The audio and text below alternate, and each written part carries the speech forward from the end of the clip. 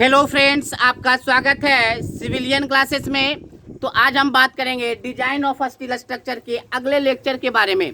तो प्यारे बच्चों, हमने पिछले लेक्चर में हमने पढ़ चुका है design strength of fillet weld. प्यारे बच्चों, आपका PTW क्या है? Design strength of fillet weld. तो प्यारे बच्चों, आप ये फॉर्मूला देखे होंगे 0.707 S5 नहीं है प्यारे बच्चों, S into LW into FU। प्यारे बच्चों, पिछले क्लास में गलती से FU के जगह पे शायद FY लिखा गया था, तो उसको आप क्या कर लीजिएगा, सही कर लीजिएगा, ठीक है ना। तो FU बटे √3 गामा MW। तो प्यारे बच्चों, यहाँ पे S क्या है? Size of weld. S क्या है? Size of weld. आपका LW क्या है? LW है लेंथ ऑफ वेल्ड। क्या है? Length of weld. FU क्या है? FU है अल्टीमेट स्ट्रेस ऑफ वेल्ड, जिसको हम कितना कंसीडर करेंगे? 410 मेगा पास्कल। अगर क्वेश्चन में नहीं दिया हुआ रहेगा अल्टीमेट स्ट्रेस ऑफ वेल्ड, तो हम लोग लेंगे 410 मेगा पास्कल।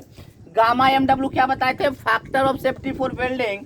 अगर सॉफ्ट वेल्डिंग रहेगा तो 1.25 लेंगे, अगर फील्ड वेल्डिंग रहेगा तो 1.5 लेंगे। अगर कुछ मेंशन नहीं रहेगा सॉफ्ट या फील्ड, तो हम लोग क्या समझेंगे? सॉफ्ट वेल्डिंग समझेंगे।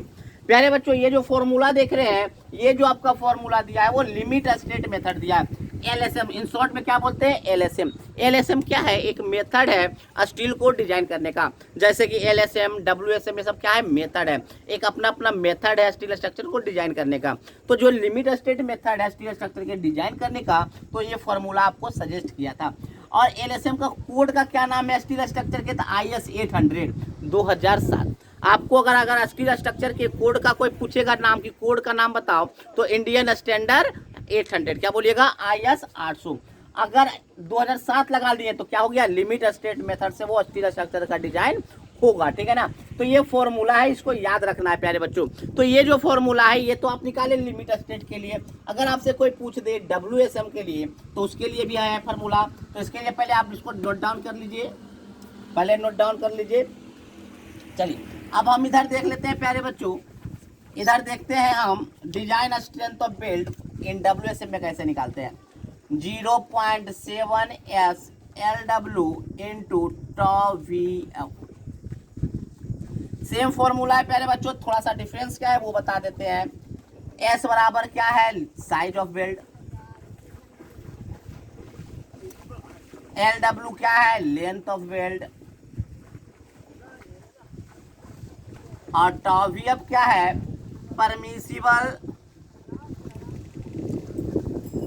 Permissible shear stress of weld. इसका जो वैल्यू होता है 108 मेगा पास्कल। कितना होता है? 108 मेगा पास्कल। बट याद रखिएगा ये जो होता है वो सॉफ्ट वेल्ड के लिए होता है। और फील्ड वेल्ड का क्या होता है? 20% लेस हो जाता है। किसके लिए? फील्ड वेल्ड के लिए। तो 20% लेस करेंगे तो कितना हो जाएगा इसका प्यारे बच्चों? 16 216, मतलब 108 में से 21.6 घटा देंगे तो 6 4 7 में से गया 6 6 और 9 में से 2 76, तो 7, ठीक है ना, 86.4 मेगा पास्कल आपका हो जाएगा। इसके लिए फील्ड वेल्ड के लिए कैसे निकाले 86.4? तो इसका 20% कम होता है। सॉफ्ट वेल्डिंग का स्ट्रेंथ ज़्यादा होता है और फील्ड वेल्डिंग का स्ट्रेंथ कम होता है। तो फील्ड वेल्डिंग का 20% कम होता था, 20% हमने घटा के 86.4% हमने निकाला। तो ये जो आपका फॉर्मूला है, वो जो फॉर्मूला है ये है आपका WSM का, मतलब IS 800 1984। देखिए प्यारे बच्चों, फिर से समझते हैं। स्टील स्ट्रक्चर के डिजाइन करने का दो मेथड है, एक है लिमिट स्टेट मेथड और दूसरा है वर्किंग स्ट्रेस मेथड।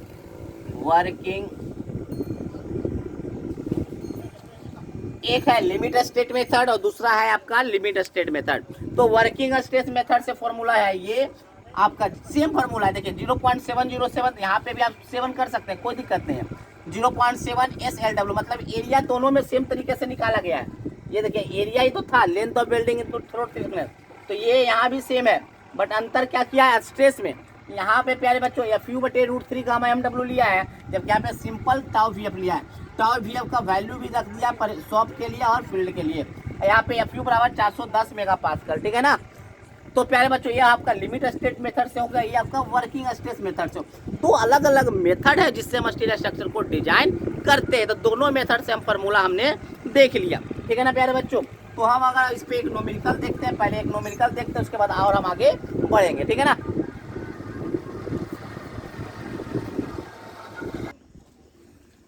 देखिए प्यारे बच्चों एक क्वेश्चन है आपके बोर्ड पर, calculate the design strength of fillet weld by both LSM and WSM. मतलब लिमिट स्टेट मेथड से भी निकालना है और डब्ल्यूएसएम वर्किंग स्ट्रेस मेथड से भी निकालना है। हैविंग साइज ऑफ वेल्ड, प्यारे बच्चों दिया हुआ क्या क्या है, गिवन डाटा बताइए प्यारे बच्चों। तो आपका दिया हुआ गिवन डाटा में size of weld and length of weld इतना रिस्पेक्टिवली, मतलब साइज ऑफ वेल्ड को मतलब एस से डिनोट करेंगे, वो दिया हुआ है 6 mm, कितना 6 mm, एंड आपका लेंथ ऑफ बिल्डिंग दिया हुआ है आपका 400 mm। चलिए प्यारे बच्चों हम निकालते हैं सबसे पहले एलएसएम से, सबसे पहले हम एलएसएम से निकालते हैं, लिमिट स्टेट मेथड से निकालते हैं। तो पीडीडब्ल्यू बराबर क्या बताया था, 0.707 S into L W into F U root 3 gamma M W, है ना। तो प्यारे बच्चों 0.707 एस का वैल्यू आपका है 6, एल डब्ल्यू का वैल्यू है आपका 400, एफ यू नहीं पता है कितना लेंगे प्यारे बच्चों 410 मेगापास्कल, ये हम आपको बता चुके हैं कितना लेंगे 410 megapascal, and root 3 gamma M W भी नहीं पता है, तो सॉफ्ट बिल्डिंग के लिए लेंगे 1.25। इसको प्यारे बच्चों आप कैलकुलेट कीजिए, इसका आंसर आएगा न्यूटन पर मिलीमीटर स्क्वायर में। इसको कैलकुलेट कर लीजिए, यही इसका आंसर होगा, ठीक है ना। अब हम डब्ल्यूएसएम से देखते हैं, डब्ल्यूएसएम से देखते हैं वर्किंग स्ट्रेस मेथड से। डिजाइन स्ट्रेंथ ऑफ बिल्डिंग क्या हो जाएगा 0.7 S into L W into tau V F, मतलब 0.7 इंटू एस का वैल्यू 6, लेंथ ऑफ बिल्डिंग कितना है 400, टाउ वी एफ नहीं दिया हुआ है तो 100 बिल्डिंग कर लेंगे प्यारे बच्चों 108, और जो भी आएगा कैलकुलेट करके न्यूटन पर मिलीमीटर स्क्वायर में। इसको भी कैलकुलेट कर लीजिएगा आंसर हो जाएगा, इसको भी कैलकुलेट कर लीजिएगा तो आंसर हो जाएगा। और प्यारे बच्चों दोनों आंसर सेम नहीं आएगा, दोनों मेथड अलग है, तो ये मत समझिएगा सिर्फ मेथड अलग है बाकी आंसर सेम आएगा, दोनों का आंसर डिफरेंट आने वाला है। ये कुछ और आंसर आए बताएगा और ये कुछ और आंसर बताएगा, ठीक है ना। तो आप ये नहीं समझिए कि मेथड अलग होने से आंसर कैसे अलग हो गया। तो प्यारे बच्चों मेथड पे इसका आंसर डिपेंड करेगा कि आप किस मेथड से आप कैलकुलेट कर रहे हैं, जिस मेथड से आप कैलकुलेट कर रहे हैं उसी मेथड से उसका आंसर आएगा, और दोनों आंसर मैच नहीं करेगा, पहला बात बता दे रहे हैं, ठीक है ना। तो इसको आप क्या कर लीजिएगा प्यारे बच्चों, नोट डाउन कीजिए।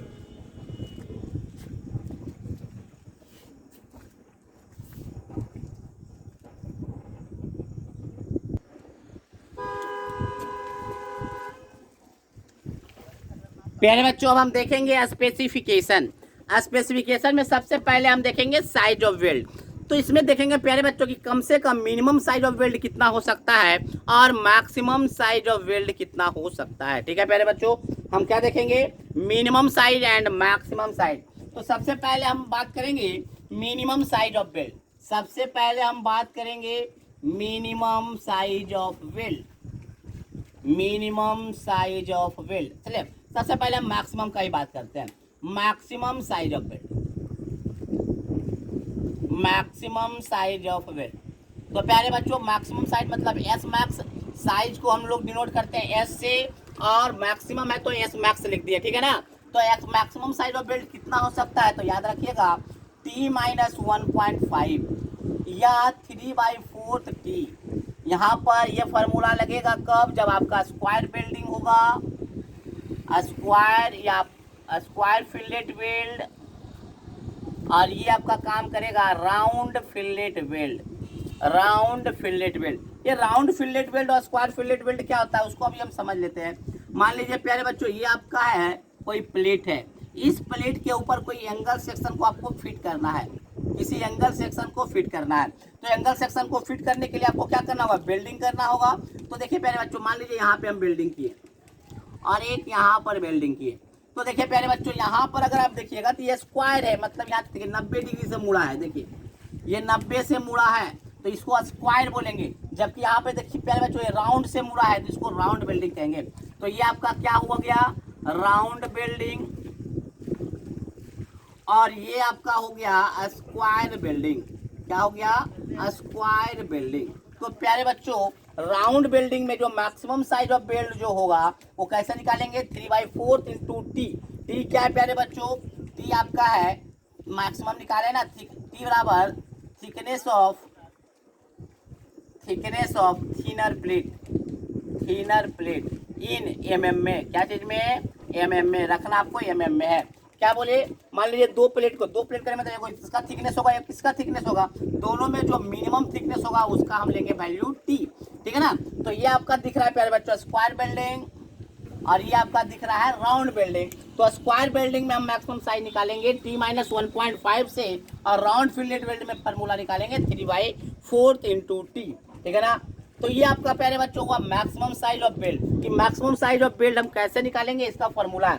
अगर कोई बोलते कि आपका जो प्लेट का थिकनेस है 8 mm है और स्क्वायर बिल्डिंग है तो कितना हो जाएगा मैक्सिमम साइज, तो 8 माइनस 1.5 दैट मीन्स 6.5 mm उसका मैक्सिमम साइज ऑफ वेल्ड होगा, है कि नहीं। तो चलिए इसको पहले नोट डाउन कीजिए, इसके बाद हम बात करेंगे minimum size of build.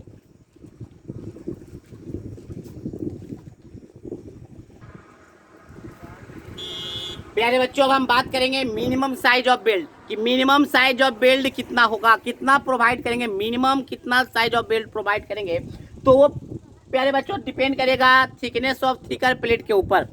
Thicker याद रखिएगा, पहले प्यारे बच्चों पहली बार आया है, थिकनेस ऑफ थिकर प्लेट मतलब सबसे मोटे वाले प्लेट पे डिपेंड करेगा। अगर आप दो प्लेट को कनेक्ट कर रहे हैं, एक 8 mm का एक 12 mm का, तो आपको डिपेंड करेगा आपका मिनिमम साइज वो 12 mm पर, मतलब थिकर प्लेट के थिकनेस पर डिपेंड करेगा। तो प्यारे बच्चों अगर आपका थिकर प्लेट का जो साइज है 0 से ज्यादा, एवब करें मतलब ज्यादा, 0 से ज्यादा और इंक्लूडिंग 10 मतलब 0 से ज्यादा और 10 mm तक है, तो मिनिमम साइज ऑफ बिल्ड होगा 3 mm। आपका जो मिनिमम साइज जो दिया हुआ है mm में दिया हुआ है, कितना होगा 3 mm।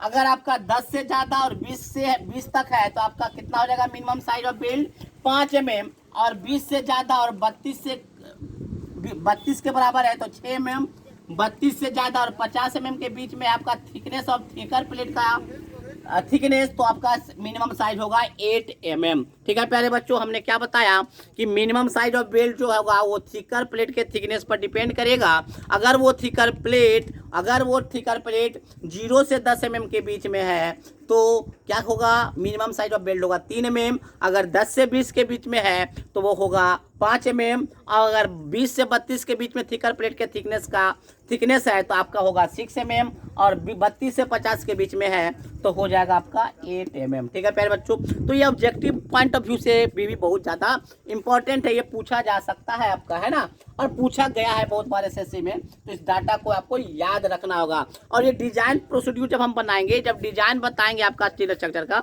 तो उसमें मिनिमम साइज मैक्सिमम साइज मतलब आपको दिया हुआ नहीं रहेगा, साइज ऑफ बिल्डिंग दिया हुआ नहीं रहेगा। तो इसी डाटा से हम लोग साइज ऑफ बिल्डिंग निकालेंगे भी। आगे कैसे निकालेंगे वो हम देखते हैं, पहले आप इसको नोट डाउन कर लीजिए।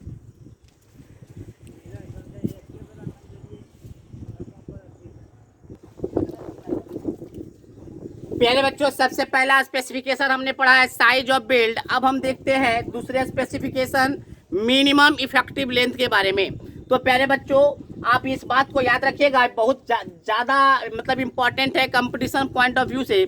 किसी भी आप कंपटीशन के एग्जाम में बैठिएगा तो इस डाटा से क्वेश्चन आता ही आता है स्टील स्ट्रक्चर में।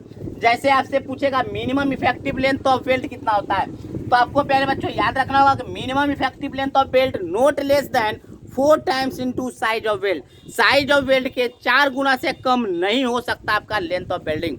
लेंथ ऑफ वेल्डिंग आप कितना लेंथ ऑफ वेल्डिंग कीजिएगा, minimum 4 Guna size of weld का। बात समझ में आया। और दूसरा ये भी है कि मिनिमम इफेक्टिव लेंथ जो होगा total length of belt minus 2 into size of belt. ये 25 नहीं है प्यारे बच्चों, ये आपका साइज ऑफ बेल्ट है, एस क्या है साइज ऑफ बेल्ट। तो total length of belt minus 2 into size of weld. ये भी याद रखिएगा कि इफेक्टिव लेंथ ऑफ वेल्डिंग निकालने का फॉर्मूला है total length of weld minus 2 into size of weld. ठीक है ना। तो ये दोनों डाटा बहुत इंपॉर्टेंट है, बहुत बार एसएससी जेईई में पूछ चुका है, उसको याद रखना होगा। ये स्पेसिफिकेशन है। नेक्स्ट है मिनिमम लेंथ ऑफ ओवरलैपिंग। प्यारे बच्चों आप याद रखिएगा, मान लीजिए एक प्लेट है ABCD, मान लेते हैं इसमें नाम दे देते हैं ABCD, एक प्लेट है, उसके ऊपर हम PQRS दूसरा प्लेट को कनेक्ट कर रहे हैं।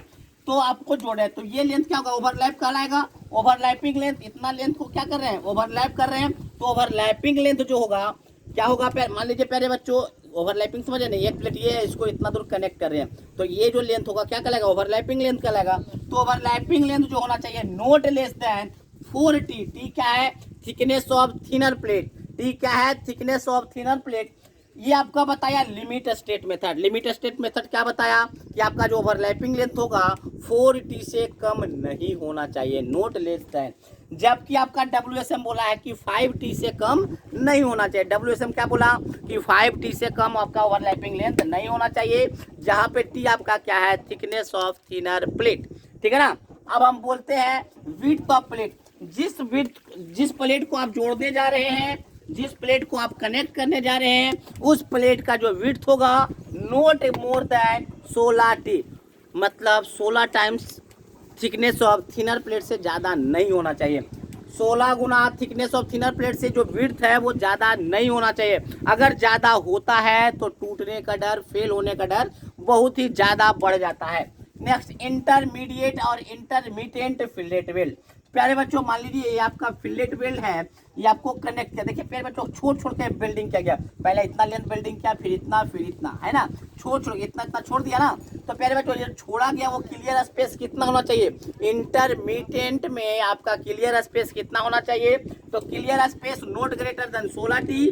जब आपका प्लेट जो होगा टेंशन मेंबर, टेंशन मेंबर कहने का मतलब है, देखिए ये आपका टेंशन मेंबर हो गया, अगर फोर्स इधर से लगा रहे हैं तो टेंशन मेंबर, अगर कॉम्प्रेशन मेंबर है तो 12t, 12 ये हो गया आपका कॉम्प्रेशन मेंबर, फोर्स को उलट दिए तो कॉम्प्रेशन मेंबर। तो कॉम्प्रेशन मेंबर में जो क्लियर स्पेसिंग होना चाहिए वो 12t से ज़्यादा नहीं होना चाहिए, और टेंशन मेंबर में 16t से ज़्यादा नहीं होना चाहिए। आपको याद रखना पड़ेगा, सारे स्पेसिफिकेशन को आपको याद रखना होगा, ताकि आपके कंप्लीशन पॉइंट ऑफ व्यू से और हमारा जो आने वाला जो क्वेश्चन है, जैसे साइज ऑफ वेल्डिंग जो है वो हर क्वेश्चन में यूज होगा। Specification size of welding her question में यूज होगा।